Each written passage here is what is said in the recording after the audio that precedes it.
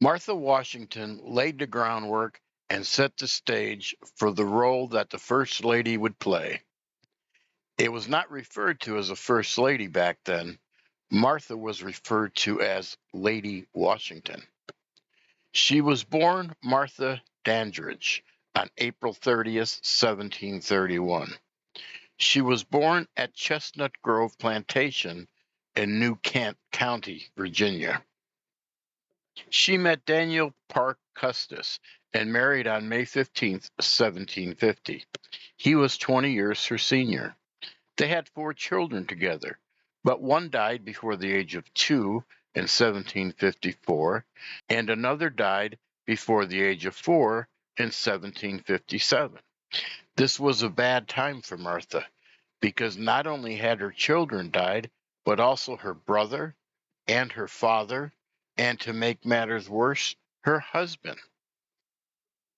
After her husband's death, she became a very competent plantation manager after inheriting the plantation.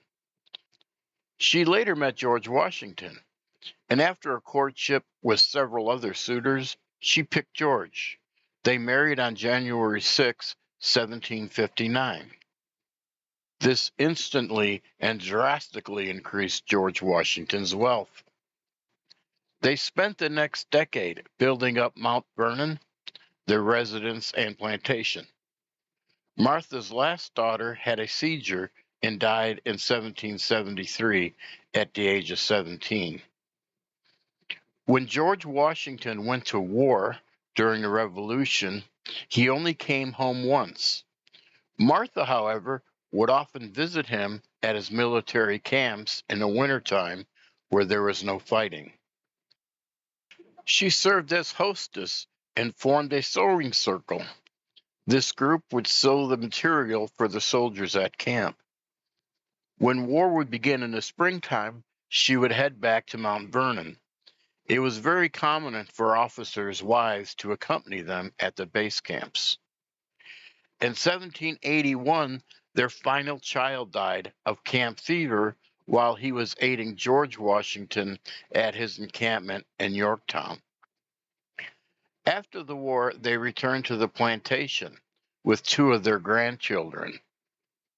They were the children of her son that died in Yorktown. They then returned back to Mount Vernon and tried to have a normal life. Within a few years, however, they would ask Washington to attend the Constitutional Convention, and then he was nominated as president. Lady Washington hosted many functions in New York and Philadelphia when they were our temporary capitals. She took these functions on, but she didn't really enjoy it. She called herself a state prisoner.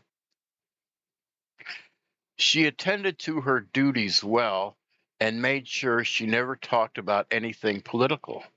She knew what role she should play. She was resistant when George Washington agreed to a second term, but she finally went along with it. Martha realized everything she did would be a precedent, and she was careful to keep her role limited to hostess. She knew she was being scrutinized and chose simple but not elaborate clothes to wear. She didn't want to be seen as some sort of queen. And nothing goes beyond politics. She was criticized by many, largely Democrat Republicans. And, of course, she was massively supported by what today we call Federalists. She even stopped dancing because she didn't really see it as appropriate.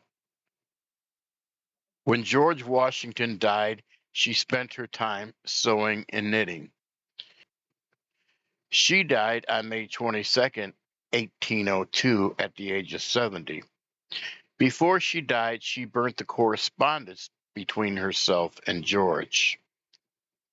If you like these videos on First Ladies, please hit the like button and subscribe. Thanks for listening.